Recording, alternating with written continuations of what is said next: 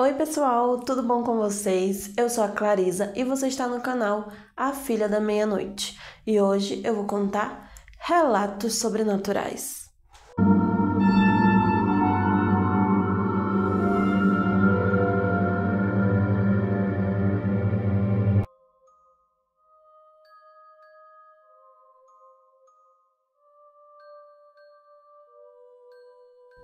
A moça que nos enviou esse relato se chama Marisa, ela tem 37 anos e tem 3 filhos, 2 meninas e um menino que é o mais novo bebezinho.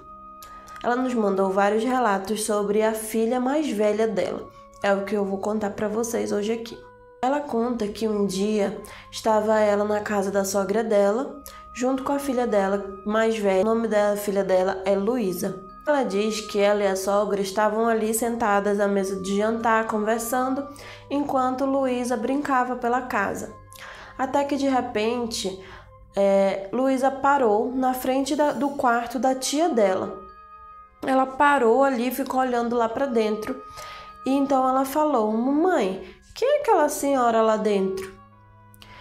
Marisa conta que nesse momento ela disse que sentiu a alma dela saindo do corpo, porque não havia ninguém ali dentro, o quarto estava completamente no escuro, não tinha como ter alguém ali. E então elas se levantam, vão lá, porque no momento que a Luísa diz isso, ela vai para entrar no quarto. Então a mãe dela para ela ali, segura, e aí a sogra dela pergunta: "Você tá vendo uma senhora? Como é essa senhora?" E aí Luísa responde: "É igual o vovô."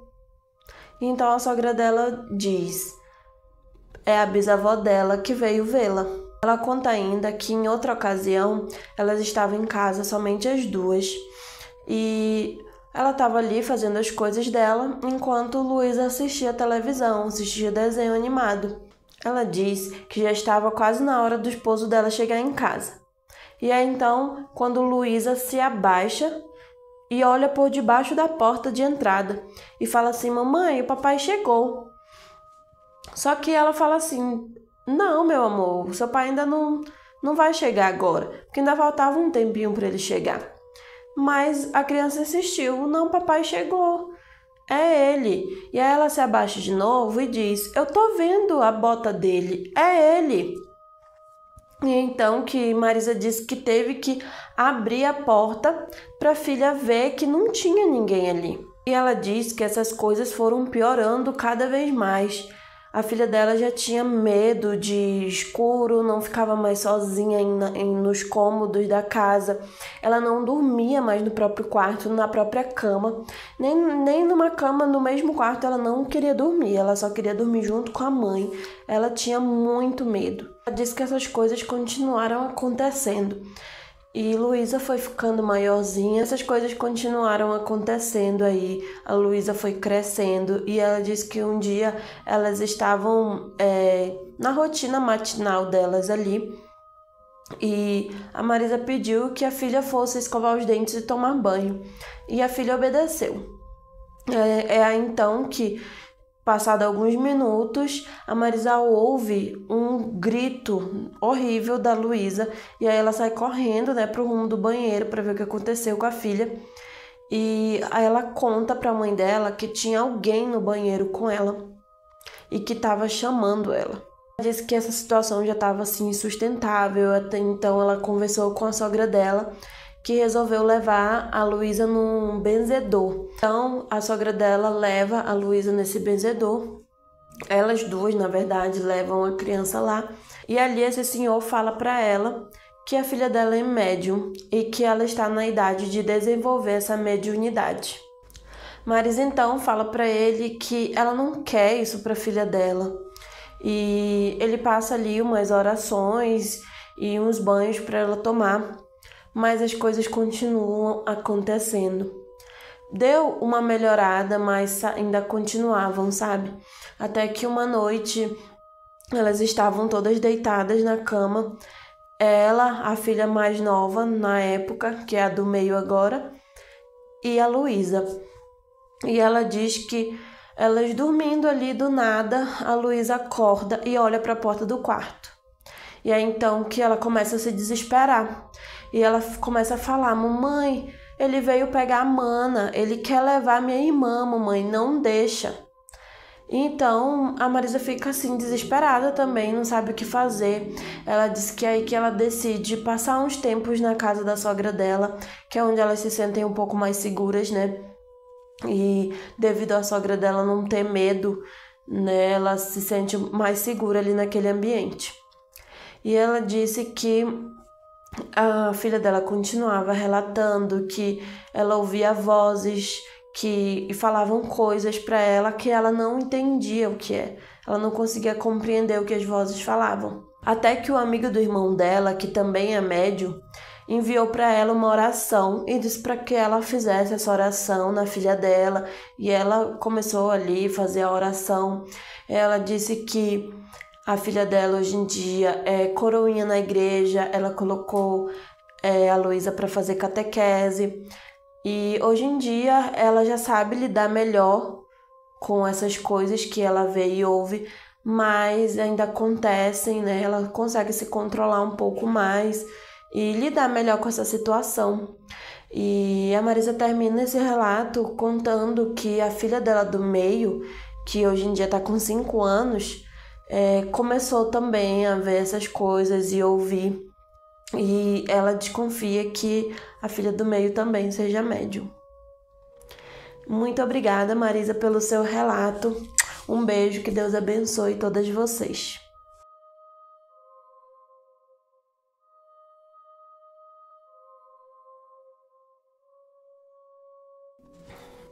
A moça que nos enviou esse relato é a Gislaine. Ela tem 30 anos e é casada. Ela conta que ela e o esposo são quimbandeiros. Ela diz que quando se casou, a vida dela era muito tranquila com o esposo. Mas passado mais ou menos um mês ali morando juntos, né, um mês de casados, eles começaram a perceber que a tranquilidade que eles tinham, eles não estavam mais tendo. Ela disse que começaram a acontecer várias coisas. Eles sentiam um peso quando estavam em casa, um ambiente pesado, uma energia ruim. E ela conta que ela passou a ter noites e noites de insônia, já não conseguia mais dormir. Ela ouvia barulhos dentro de casa e até vultos. Eles viam vultos passando para lá e para cá. E ela conta que ali um fim de semana comum, eles resolvem abrir uma garrafa de vinho, ouvir uma música, ficar ali curtindo, conversando. Até aí tudo bem. Só que ela disse que ela começou a sentir um peso muito grande na nuca dela e na cabeça. Ela disse que sentia um peso enorme, sabe? Um incômodo horrível. Só que ela tentou ali não demonstrar para o esposo dela. E eles continuaram ali ouvindo música, conversando, mas aquilo foi piorando. E ela disse que ela foi tomada por uma raiva mesmo incontrolável. Tá. E ela conta que esses episódios dessa raiva incontrolável começaram a acontecer. E quando aconteciam, era como se ela desmaiasse, ela não se lembrava de nada. Ela já acordava em cima da cama ali, com o esposo dela completamente desesperado, assustado, né, com essa situação. E ela conta que nesse dia que eles estavam tomando vinho, o esposo contou para ela depois, porque ela não se lembra de nada, né? O esposo contou para ela que a voz dela mudou. Ela disse que tudo nela mudou. E ela falava coisas ali. E isso começou a acontecer outras vezes, né? E era como se um espírito ali tivesse possuindo o corpo dela. E ela disse que era um inferno quando isso acontecia. Ela disse que o espírito, né, começava a machucar o corpo dela, arranhava as costas dela, jogava móveis, cadeiras, e o esposo dela tentava ali conter, segurá-la, né, para que aquele espírito não machucasse ela mais ainda, né? E ela conta que quando ela retornava a si, ela sentia muita dor no corpo, as costas dela toda arranhada. Ela disse que não conseguia tocar. E era muito difícil, era uma situação assim que estava tirando completamente a paz deles, né? Eles não sabiam mais o que fazer. Até que o irmão dela, que hoje é mestre de quimbanda, foi até a casa dela e lá uma entidade dele, do irmão dela, baixou nele e conversou com ela e com o esposo. E essa entidade contou para eles que aquele espírito havia sido mandado para eles. Alguém havia pago para esse espírito atormentar e destruir a vida deles. E então, o irmão ali com essa entidade ajudaram eles, né? Eles fizeram uma limpeza na casa dela, eles fizeram um descarrego nela e eles fizeram uma limpeza de dentro para fora. E é então que ela diz que tudo começou a melhorar, as coisas começaram a melhorar muito na vida deles, os caminhos foram abertos e foi aí que eles começaram a se interessar pela quimbanda. Passaram a conhecer os seus guardiões e que cuidam e zelam deles e da casa deles até hoje. E desde então os tormentos acabaram. E ela diz que hoje é eternamente grata por cada um deles que ajudaram ela e o esposo. Ela termina o relato mandando um beijo para todo mundo e muito axé. Um beijo para você, Gislaine. Muito obrigada por compartilhar sua história com a gente e muito axé para você também.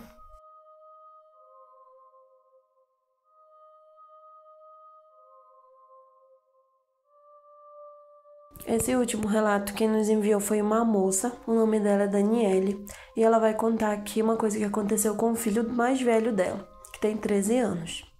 Ela conta que nesse dia ela foi para casa do irmão dela para ficar de babá das sobrinhas dela.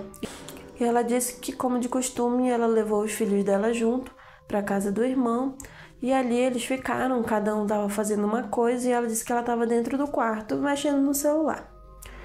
Até que o filho mais velho dela entra no quarto e se senta na cama lá calado, né? Até então, ela disse que ela estava entretida no celular e ela continuou ali. Só que depois ela percebeu que o filho dela só estava parado ali. Ele não estava jogando, como de costume, né? Criança geralmente tá com o celular na mão, tá jogando e ele só estava parado ali. E é então que ela fala: meu filho, o que você tá fazendo? Tá jogando? Você tá com o celular e alguma coisa? E ele continua calado. E aí ela já começa a se preocupar e pergunta o que aconteceu. E é então que ele fala: mamãe, eu vi um homem. E ela fala que nesse momento ela se senta na cama ao lado dele, segura na mão dele e pergunta, né? Como assim, meu filho? Que homem? O que você viu? E então ele conta pra ela: mamãe, eu fui fechar o portão que eu tinha esquecido de fechar quando o titio saiu. Eu cheguei lá e fechei o portão. Quando eu me virei, tinha um homem vestido todo de preto vindo na minha direção e me olhando fixamente. E ele vinha do final do quintal, na direção dele. E ele diz que ele ficou um tempo ali parado, olhando, observando aquele homem se aproximando. E aí, em um ponto que o homem já estava mais próximo dele, ele olhou para trás. Quando ele virou de volta, o homem já tinha sumido. E aí foi quando ele entrou, né, e se sentou lá na cama. E ela disse que quando ele contou isso pra ela sentiu um medo como ela nunca sentiu antes. Ela disse que a vontade dela era sair correndo da casa do irmão dela. Mas ela não podia, né, porque ela tava de babá. Muito obrigada pelo seu relato e um beijo pra você. Muito axé pra você. Muito obrigada por ter assistido até aqui. Se você ainda não tá inscrito no canal, se inscreva aqui e ative o sininho para não perder os vídeos semanais, os relatos e os casos criminais que eu tô trazendo para vocês. E é isso, gente. Espero muito que vocês tenham gostado. Um beijo e até o próximo vídeo.